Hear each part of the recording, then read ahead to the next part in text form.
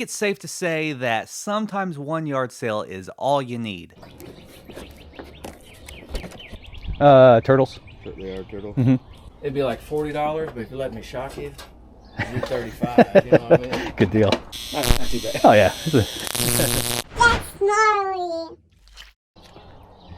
What's up, man? What's going on, buddy? How you doing? Yeah, What's up, Josh? How you doing, man? Good. Y'all picked over yet? No, one person. No? Get on in, my friend. Right on.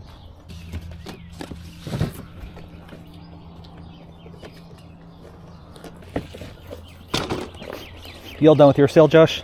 Yeah, finished up. Glad it was long. That was a week, man. That's crazy. I'm gonna run around. I gotta go grab some more stuff. Sure. No, those guys there? Turtles. They are turtle. Mm-hmm.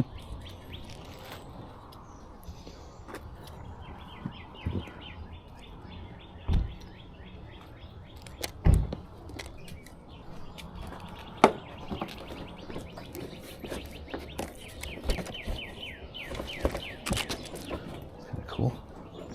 Pile up, buy more, save more.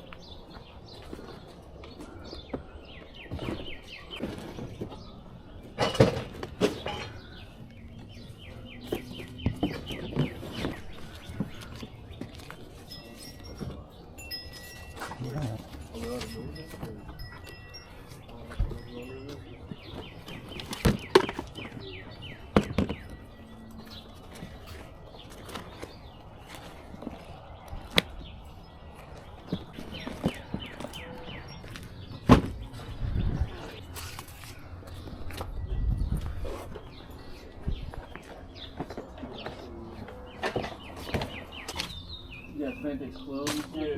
Are you? Yeah, you have it? You know, I like doing it.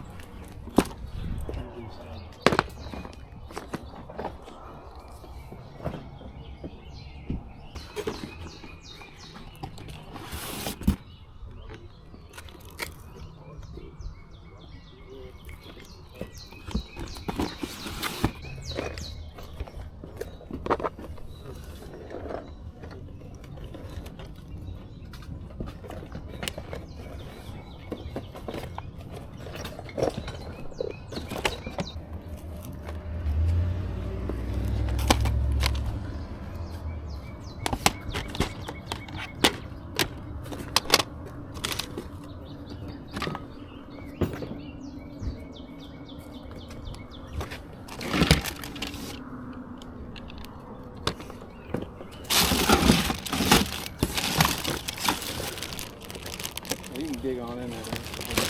Oh, okay.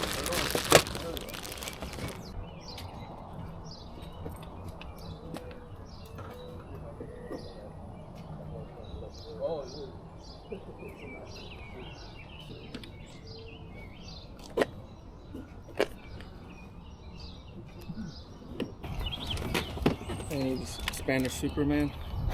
Pretty cool. I probably do need a Spanish Superman. Yeah, I thought so. You always I know. was mesmerized by it, so. Like, that's too cool. Where do you see that at? Yeah, you find the craziest stuff, man.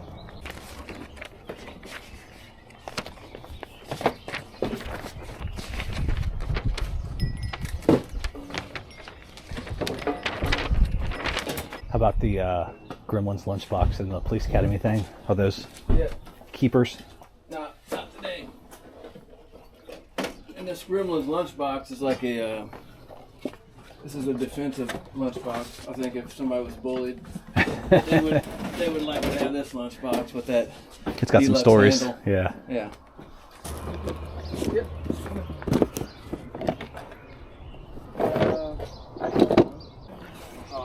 I'll try to price that in with some other stuff. Okay, well, yeah. Make it pile, man.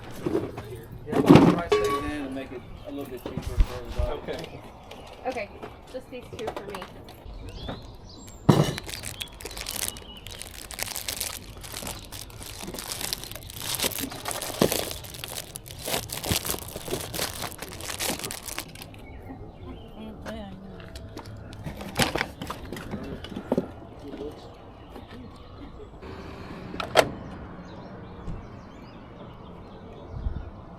How the pickings been for you?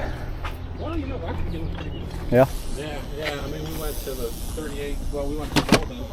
Just kind of went around, and we never go down the 38. So. It's a bunch of pros. Yeah, I know. So we didn't go down there. But then Fortville, outside Fortville. Well, I guess originally over there they were having a neighborhood sale last weekend. Yeah. That was pretty good. That's good. Yeah. How about you? It's like every other weekend. So last weekend was bad, so this one's already starting pretty good. So Yeah, well, that's great. yeah. Yeah, this is See how it is. sale. Oh, really?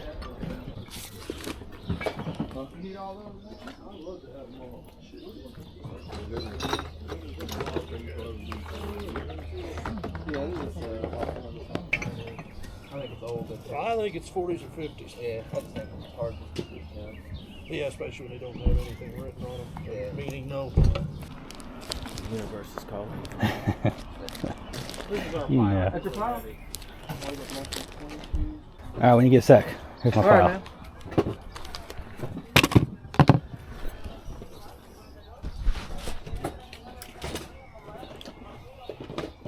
I don't know. Are there any cars in there? Probably not, right? No. Okay. No, I wish there were. It'd be a lot cooler if there were. I got all those patches and magazines that you kind of nodded Yeah. towards too. Yeah. I think that's the coolest thing in my opinion. This stuff right yeah, here. I wish I could clean up better. That Motorhead one. Yeah. I don't know, man. $100? Yeah, that's good. I like it. Thanks, man. Yeah. Get out There you there and go. find them treasures, man. Exactly. Good little start to the day, I think. Yeah. Try to give this guy before. I think we left him behind. I don't know why. It's got the tag on it and everything. Yeah. It's clean. I'll probably keep that one. Yeah, I like the Ripley's. I don't know. You just kind of point things and then it goes in the pile. Well, he thinks it's interesting. Might as well get it. No, I think those are actually pretty decent. Yeah, it's pretty cool. What are you doing on the heads? Oh, on the head? Yeah. I could see putting like some masks on those, like some Ben Cooper masks or something. Oh, yeah. Do like $5 a head. Okay. Let's see. So there's two there, 6, $30. Yeah, I bought 82 of those heads one time. I saw like your video where It was great. I instantly thought they were pretty cool. Yeah, I had to do it. I couldn't help it. Yeah. Hey, do you want to check this thing out? Did you see the Tesla ray gun? Uh-uh. Nikola Tesla invented this thing back in the 1890s. Oh, that's cool. Yeah, people, they said they use it to grow hair and stuff like that. Uh-huh. CrossFit or whatever. That's awesome. You want a little joke? Does it actually hurt? Not too bad. Oh yeah. Yeah, well, you can grab it. That's cool. It's got like argon gas or something in there is why it glows, but That is cool. you know, there's attachments for like prostate. And they use it for everything.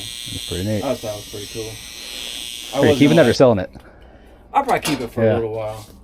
There's some stuff I like to buy it and I just Oh, keep it. for sure. Yeah, that's I pretty thought I neat. was going to use it today in like it'd be like $40, but if you let me shock you, it'd be $35. You know what I mean? Good deal. Yeah, that's really cool, man. Good to see you, buddy. Yeah. Take it easy. Good luck out there. All right, man. What's up? I think it's safe to say that sometimes one yard sale is all you need. I was doing my normal night before ad scrolling, thought I'd come up with a pretty decent route when right before I went to bed, an ad popped up that looked pretty enticing. Looked a little closer, my old pal Neil had posted this sale. Hadn't seen Neil in a while, but a few years ago we did do a few deals, one being a yard sale and then a couple private picks. One thing I know about Neil is that he is an incredible picker. He's kind of a rescuer. If something is old or interesting, he just kind of feels the need to save it from a trash pile, save it from winding up back in a basement or an attic for another 30 years. Add that to the fact that I hadn't seen him for 2 years, I was really intrigued to see what he might have to offer. The sale did not disappoint. It was one of those perfect storms. A few collection pieces, some nostalgia grabs, some trade fodder, some toy show goodies, a couple slam dunks, and of course some curiosities that I just couldn't resist. I overheard some prices he was giving people. I could tell he was in full-on clean-out mode. So my pile just got bigger and bigger. At the end of the day, I think it was well worth it to second-guess my initial route plan. As always, since it's a yard sale video, I'll throw up some comps here and there so you can kind of see what the potential market value might be with some of this stuff. So real quick, let's take a look at everything. So here is my initial $100 deal. What you don't see here are all the mannequin heads that I picked up for $5 a piece. Mainly grabbed those because I thought they'd be cool displays for some Ben Cooper masks and things like that. But I'll try to blow through some of this small stuff pretty quickly so we can clear this desk and kind of get to the stuff that is my personal favorite. Got a stack of Star Wars card backs. Here we have the 92 back Power of the Force ATST driver, along with the Power of the Force 92 back B-Wing pilot. Got a cool Empire Strikes Back Yoda card back. The points have been cut off of this one, but still one that's pretty desirable. And of course the end flap of a Jabba the Hutt playset. Neil pointed out this nice little stack of vintage Ripley's Believe It or Not comic strips. These are from the 1950s and 1960s. I think there's like 20 or 25 here. Sometimes even just kind of turning them over and seeing what's on the other side is pretty fun too. Probably not a whole lot of value here, but definitely a cool little piece of history that I was pretty happy to pick up. Continuing to clear the table, got a nice little stack of magazines. My favorite being Fangoria number 150, featuring Tales from the Crypt, Bordello of Blood. I remember renting that VHS at Blockbuster when I was a kid, so pretty nostalgic for this one, honestly. Got this box of random stuff. Have this cool old Woody Woodpecker, little UFO top. I really love the card back on this one. And then inside here we have a bunch of Transformers, Insecticon parts, and some Power Ranger stuff, things like that. I'm not sure if there's much completeness going on. Haven't really been through this too much. Lots of parts and pieces though. Take a look at some of the box stuff over here. We have this 1976 Star Trek model rocket. This one's not sealed, but it does seem like it's complete. Maybe unused, I'm not really sure. Doesn't seem like this version pops up all that often, but over the years it seems to have sold for $100 or more when it is sealed or when it is complete. So pretty cool little pickup there, I think. This is one of those pure nostalgia grabs I was talking about. A vintage Nerf table hockey set. Complete in the box. Box is in pretty good shape. Not a whole lot of value in something like this, but I thought the box was pretty amazing on it. Pretty tempted to just throw this up on a shelf, even though it takes up a lot of room. Regardless, it obviously didn't cost too much, so definitely happy with this one. Got a piece for the Stompers fans, finally. This is the Badlands Trail set. Box, again, pretty decent shape. Got this little nick right there in the front. It does not have the truck, which is obviously the most sought after part, but being complete and having a nice box, still pretty cool, especially to find at a yard sale. Even though I'm not a Stomper collector, I know a lot of people love this stuff, and it's a pretty iconic looking image there on the front. The last big piece, and probably most impressive, would be this Samurai Swords Game Master Series board game. I believe at one time this was called Shogun. They changed the name to Samurai Swords. I talked in the last video about my love-hate relationship with board games, how I'll just kind of pick them up if I've never seen them before, if they're vintage and they're cheap enough, if they look kind of interesting. Kind of what happened here. Again, very surprised on the value of this. It appears to be complete. There's hundreds and hundreds of little pieces in here, but it has the little samurai swords, which seems to be the part that gets lost maybe. But this is one of those pieces where the potential value of this kind of surpasses the entire amount paid for the entire lot. So in my quest to gain knowledge on potentially valuable vintage board games, I guess Samurai Swords here is a winner. Back to some of the smalls, got the vintage Applause Gizmo from Gremlins with the original tags. This one is for the collection. Did not have this little guy, gonna pop him up on a shelf. I love pretty much anything Gremlins, which is why I picked up the lunchbox, even though it's not in great shape. You can see the back is rusted out. It's got a thermos inside. The original handle has been replaced. It has definitely seen some love, but I think it's a great piece with tons of character. We're almost to my favorite pickup, so let's get through the rest of the smalls. We have the vintage G.I. Joe Hot Lights flashlight sealed in the original package. Cool little box of vintage G.I. Joe Band-Aids. The 1985 G.I. Joe Cup. I honestly like stuff like this more than some of the action figures. Got the Knickerbocker General Lee for those Dukes of Hazzard fans out there. Police Academy Crash Cycle with the original box. Box definitely has some wear, but the cycle's pretty nice in there. This is a line I keep going back and forth on, whether or not I personally want to collect it or not.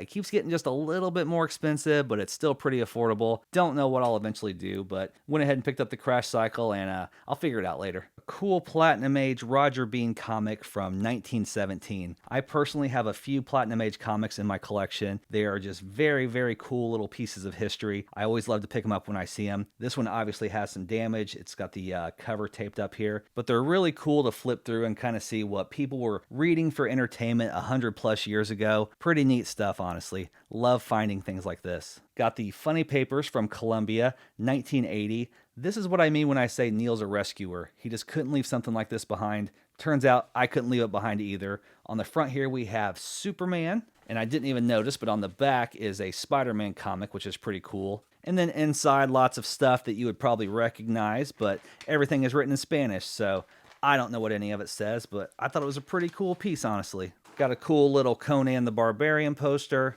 Grabbed this display box of Fleer 1990 baseball rack packs. Picked it up primarily because it was rack packs. If they had been wax packs, probably wouldn't have even looked twice at it. Probably not worth much at all, but I've just gotten a little nostalgic lately for some of the junk wax that might have been on the shelves when I was a kid. That brings us to the runner-up for my favorite find, the clear telephone. Anyone who was anyone had one of these in their bedroom. You can't get more 90s than this. This one is the Bell South version, which certainly seems to have some value. There's a Conair version with a pink number pad that seems to be even more sought after, I think, but I'm pretty happy with this one. Probably get hung on my wall just for old time's sake. I think it's pretty gnarly. And of course, my favorite find of the day would be the stack of vintage patches. Most of them are rock patches, everything except for this AMA Motorhead patch, which is still pretty cool, has some nice wear on it, but the rest of these would make a killer jacket. Value-wise, I was able to find some comps on a few of these. A couple kind of surprised me, but just kind of going down the list, we have the Hanoi Rocks patch, a nice little Guns N' Roses skull with top hat patch. Rolling Stones, of course, with the big lips and tongue. It's the Union Jack version of the tongue there. The Cult Sonic Temple patch is one that surprised me. Found a comp from like 10 years ago on this one. Seems like it might be a little hard to find. Not sure how desirable it is in the current rock patch market, but at one time it appears to have been. Couple more of the Guns N' Roses patches. Here's a bigger version of the skull and top hat. I believe this was cut down from a bigger patch because I did find a comp on this one, but there was a lot more material around it. But I believe that comp was somewhere around $100 or so. Another Guns N' Roses patch. This is a 10x10 double gun, double rose patch. Again, with probably some decently surprising value. The Motorhead patch is pretty sick. It's got some wear on it, but I think that kind of works for something like this. So I think the little stains and rips are pretty sick, honestly. Probably does hurt the value, though. And the most surprising of all would be the Kiss Destroyer patch. This one does seem to be pretty desirable even today. I saw some listings that call this a bootleg, which, you know, I love bootleg stuff too, so that's cool. I'm not really sure, but I did see verified sales on this for anywhere from $100 on up to $180 just for this one Kiss patch. So that was a little surprising to me, but I know that hardcore Kiss fans are pretty loyal, pretty rabid, so I guess it does make sense when you think about it. Needless to say, it is pretty sick though. That is all I got for you this time. As always, I want to thank you so much for watching the video, but until next time, stay safe, stay healthy. Love ya. Bye.